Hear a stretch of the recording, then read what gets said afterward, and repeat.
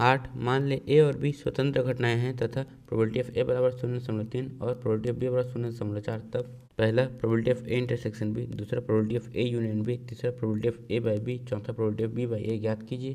तो हमें यहाँ पर ये दिया हुआ है तो हमें इसमें इनकी सहायता से इसे ज्ञात करना है। तो पहले हमें जो दिया है उसे लिखेंगे। तो यहाँ पर आ जाएगा प्रोबेबिलिटी ऑफ ए बराबर 0.3, प्रोबेबिलिटी ऑफ बी बराबर 0.4 और यहाँ पर ए और बी स्वतंत्र घटनाएं हैं। तो यहाँ पर हम लिखेंगे चूंकि ए और बी स्वतंत्र घटनाएं हैं तो पहले हम इसे हल करेंगे। तो यहाँ पर यह probability of A intersection B, तो हमें पता है कि जब ए और बी स्वतंत्र घटनाएं होते हैं तो probability of A intersection B बराबर होता है probability of A inter probability of B. तो probability of A intersection B बराबर, इसका मान है 0.3, इसका मान है 0.4।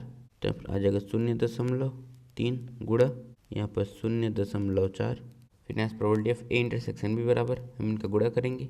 तो आ जाएगा 0.12, फिर यहाँ पर हम इसे हल करेंगे। तो यहाँ पर दूसरा probability of A union B, तो यहाँ पर इसका सूत्र होता है प्रोबेबिलिटी ऑफ ए धन प्रोबेबिलिटी ऑफ बी ऋण probability of A intersection B, probability of A union B बराबर, इसका मान है 0.3, इसका मान है 0.4 और इसका मान है 0.12।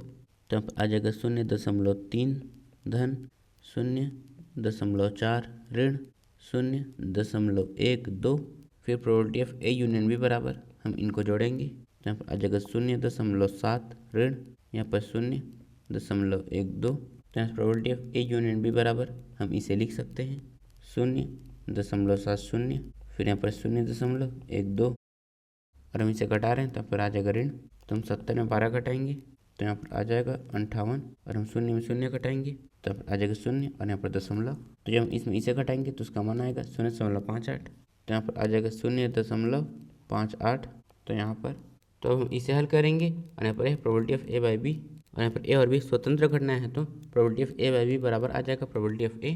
तो probability of A by B बराबर, इसका मान है 0.3, तो यहाँ पर आ जाएगा 0.3।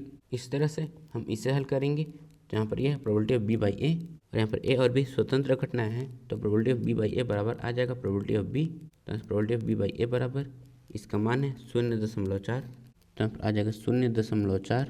तो यहाँ पर हमने इन सभी के मान ज्ञात कर लिए हैं।